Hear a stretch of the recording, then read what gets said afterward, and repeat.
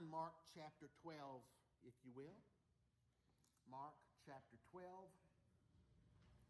verses 38 through 44.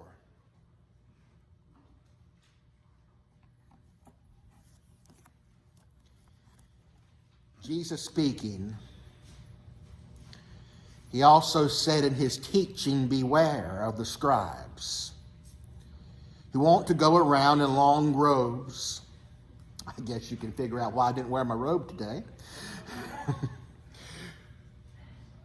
And who want greetings in the marketplace, the front seats in the synagogues, and the places of honor at banquets. They devour widows' houses and say long prayers just for show. These will receive harsher punishments. Sitting across from the temple treasury, he watched how the crowd dropped money into the treasury. Many rich people were putting in large sums, and a poor widow came and dropped in 2 tiny coins worth very little. Summoning his disciples, he said to them, I assure you, this poor widow has put in more than all those giving to the temple treasury, for they gave out of their surplus. But she, out of her poverty, has put in everything she possessed, all she had to live on. This is the word of God for us, the people of God. Thanks be to God. Well, I had a dramatic experience this week. It was one of those experiences you'll never forget, and it's just painful, even painful to talk about, really. I was calling the insurance company, and I was having this big problem with some lab work, and it's been going on since June. So, you call the insurance company, and you get your little insurance card out, and you got to enter everything from your height and all that on the automated system before they'll let you talk to somebody. Y'all know how it is. So I've always had no problem with that. I had my little insurance card out. I was typing in, and the lady on the automated system said, your response was not matching your records. So I typed it in again on the phone, and she told me that again. Well, I tried it a third time, and it still was telling me it was wrong. So they finally said, please wait while we get somebody to help you. So finally someone came on. So I'm reading off the numbers to her, and she said, are you sure that's right? I said, yes. She said, would you read it again? So I read it again. She said, well, you just told me something different, and it's still not right. You know what the problem was? I couldn't see the card like I thought I could. That hurt me. Then I was trying to pay the cable bill on my telephone, and I got my credit card out, and it denied it. So I was mad, and I called the credit card company. I said, why are you denying this? I've got plenty. I don't have anything on it. They said, well, you typed in the wrong numbers. I put my glasses on, and I realized I had typed in the wrong numbers. I used to only have to wear my glasses if I was playing the piano and I had to look at the notes, like I wasn't familiar with a song and I really had to go by every note. Then sometimes the little notes would run together. Now it's getting to where if I don't have my glasses on, something will happen like happened in the call to worship. I was singing the wrong verse because I couldn't tell the difference between a D and a C. It hurts. You go from being able to see everything to having glasses, and then you go to bifocals, and then you go to trifocals, and then you go to those that don't even work. How many of you have ever been there? Seeing can be tough, and sometimes certain people are hard to see. A woman who lives in Manhattan complains that in New York, residents quickly develop the Manhattan stare. confronted daily by depressing sights and being harassed by panhandlers and street people and the mentally ill. She says you learn to walk past dozens of people without ever looking at any of them. Of course, if she were walking by totally respectable people like us, she probably wouldn't mind looking at them. It's tough to see certain people. That's what our text is all about this morning. Jesus enters the temple. He takes his disciples with him. And so here we are this morning in church, and we are the disciples of Jesus. So Jesus invites us to follow him into the temple, so to speak. And Jesus sits down, it says, across from the temple treasury. Now, when they took the offering up in the temple, they didn't do it like we do. They didn't pass the plate. You walked and you put your money in the offering plates. And they actually weren't plates. They were these big brass vials, for lack of a better term. Historians tell us that they kind of looked like trumpets. And like you would walk by and you would put your money in. So the wealthy and the ones that wanted to be seen had made this discovery. If you got a lot of big coins, when you dropped your offering in, it made a lot of noise. So people could realize you were putting your offering in, and you were putting a lot of offering in. A lot of people did that. Some of the scribes, some of the ones that even had a lot to give, they would ask somebody to blow a trumpet right before they put their offering in. So everybody could stand still and everybody could listen to the clanking as their coins fell into the offering. It had become a big spectacle. Taking up the offering was a big deal. Such a big deal that our text says Jesus and his disciples are in the temple. We're not told what the disciples were doing, but it says that Jesus sat down right across from where they were taking up the offering, right across from where the temple treasury was. So picture it. The offering is being taken up and Jesus is sitting there watching people. I thought about it. I came to my senses and thought I better not. But I thought about when the ushers went taking up the offering, walking behind them and just watching this morning to show you the point. I thought we might not get much offering if I do that, so I didn't. But that's what Jesus was doing. He was sitting there watching the people put in the offering. And it's easy to see these big folks dressed in long robes, wanting to be seen. And Jesus does see them, because Jesus sees everybody. But the text says that a widow comes up. And a widow comes and puts, this particular translation said, 2 tiny coins. The word tiny there is pretty important, because if you've got a big coin and you've got a tiny coin, the big coin is going to make a lot more noise. So she slips in 2 tiny coins, probably didn't even make a clinking sound. She goes on her way.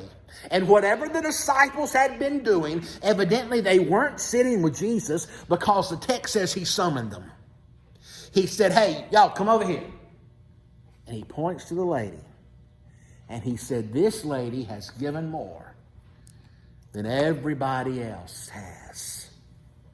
Because in Jesus' eyes, her pennies are the most significant gifts to the temple that day. When we look at our lives, our alleged sacrifices for Jesus, in light of this woman's generosity, many times our sacrifices, and I use that word loosely, look very puny. This poor widow seems rich beyond measure because something has a hold of her life that leads her to this excessive extravagance. And Jesus the prophet forces us to gaze at the little people like this widow. The lives of people who are absolutely, positively saints. Who show us what it's like to be a saint. You know, Jesus was always healing people. Sometimes he would heal people by taking some saliva and spitting on the ground and then taking that mixture and putting it on people's eyes. Sometimes he would just tell them they were healed. But Jesus also has a way of healing sight by taking us and forcing us to look upon someone that we would overlook, one of the little people. And we measure our lives by their actions. And sometimes the surgery is painful, but what Jesus is doing is he's showing us how to really see. Look at our giving. We give from our surplus. An hour a week volunteering to tutor inner city kids. Oh, a pint of blood each month to the Red Cross. 3% after taxes to the local church. Nothing we can't afford. See this poor widow? She gives her all. If anybody would ever buy it, I'd write a book one day and I'd call it Little People. And I'd go throughout the Gospels and I'd point out the little people in the stories that never really made a big speech, had no leadership positions, were not martyred for their faith, but made a difference in the gospel. Simon of Cyrene, Joseph of Arimathea, Martha, and yes, this widow. They weren't significant in the story, but the story can't be told without them. And you know what? On this All Saints Day, when we look around in our lives, I bet we can thank God. And I bet we can find some little people. People who, they had no big degrees. They had no large sums of money, but they made a difference in our lives, and our story can't be told without them. That's what being a saint's all about. Making a difference in someone's life in the way you can. Jesus, earlier in Mark's gospel, is anointed by a woman. Actually, it's in chapter 14. And this lady comes at Bethany, and she pours perfume on his head. And Judas says, hey, she's wasting some money. We could give this money to the poor. And remember what Jesus said? Leave her alone. She's done what she could. Could that be said about us on this All Saints Day? That we did what we could? That we actually took the time to invest in someone's life? That we took what God had blessed us with and we made it advance the gospel kingdom on this earth? Are we really doing what we could? His name was Art Delaney. I've been told he was one of the best Boy Scout troop leaders in all of Greenville, South Carolina. Every other weekend he was taking the Boy Scouts somewhere. Well, he died, and one of the scouts was talking to his widow. And this is what the widow said. Art loved that troop. Maybe he loved it too much for his own good. What do you mean by that? The person asked.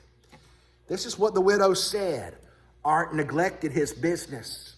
He was always in financial trouble because of you boys.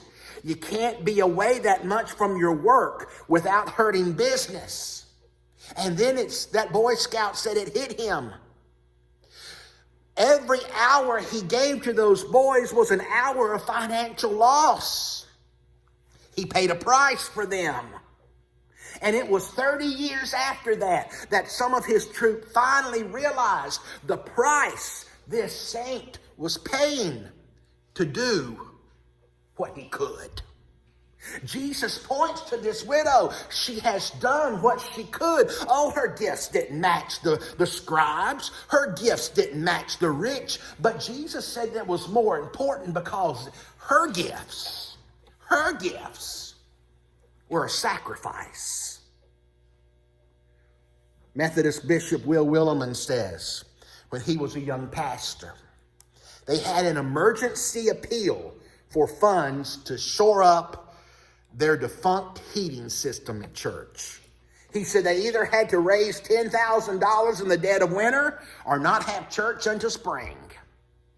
The stewardship chairman stood up one Sunday and appealed to the church. He said, the way I figure it, if every family gives just $100 more this year, only a few cents a week, we can make our goal. Bishop Willimon says, my heart sank as I heard, because I knew only half of our congregation gave anyway. If each family gave $100, we would never get our new heating system, he thought. That afternoon, he was visiting some of the elderly members. At a little cottage, one retired school teacher mentioned that appeal for the extra $100 per family. Willimon said, she asked him, did you hear Joel ask us to give $100 more this year? He said, I did. I heard him. And he recalled his disappointment that he put the matter that way. And this widow, this retired school teacher, said this: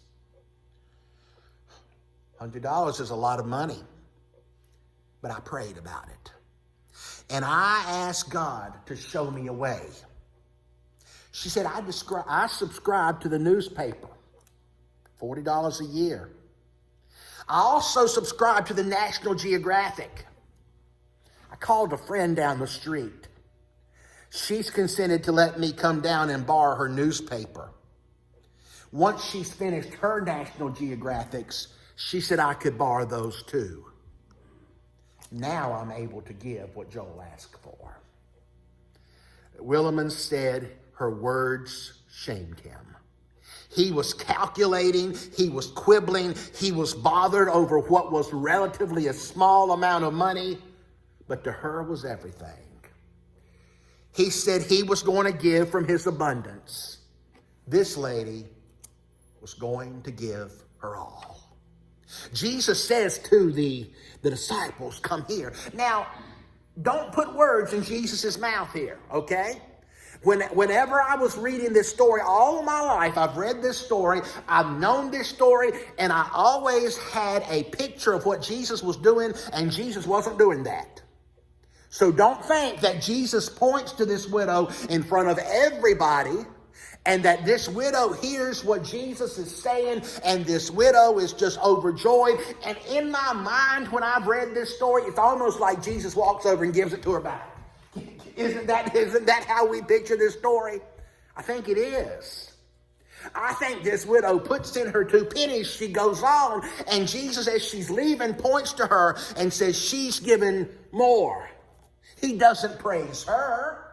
She doesn't even know he said this. Why? Because that's just what a saint does.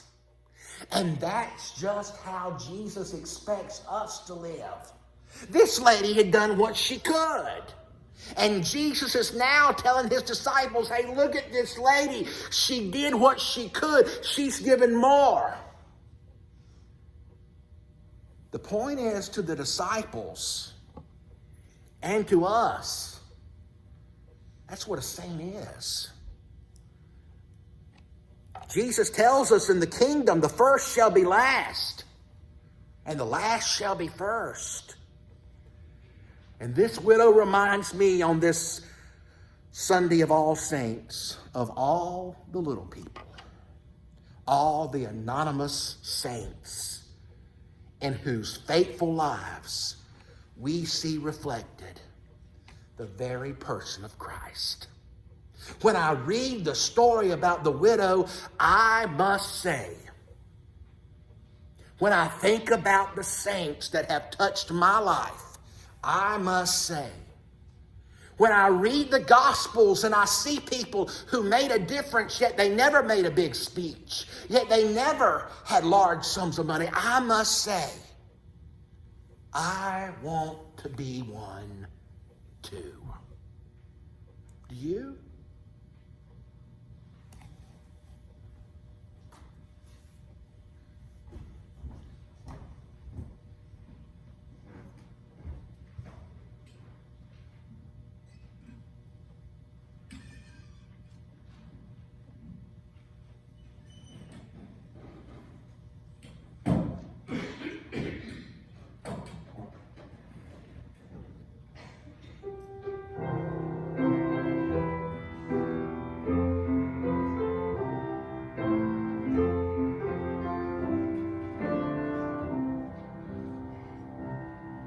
I sing a song of the saints of God, patient, brave, and true, who toiled and fought and lived and died for the Lord they loved and knew. And one was a doctor, and one was a queen, and one was a shepherdess, all in the green. They were all of them saints of God, and I mean that I want to be one too. They loved their Lord so dear, so dear, and His love made them strong. And they followed the right for Jesus' sake, the whole of their good lives long. And one was a soldier, and one was a priest, and one was slain by a fierce wild beast. And there's not any reason, no, not the least, why I shouldn't be one too. They lived not only in ages past, there are hundreds of thousands still. And the world is bright with the joyous saints who love to do Jesus' will. You meet them in school, on the street, in the store, in church, by the sea, in the house next door. They are saints of God, whether rich or poor, and I want to be one too.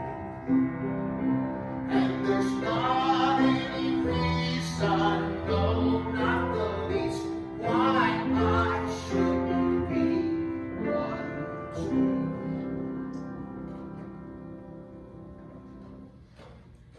And we can be saints if we will do what we could. So this morning we remember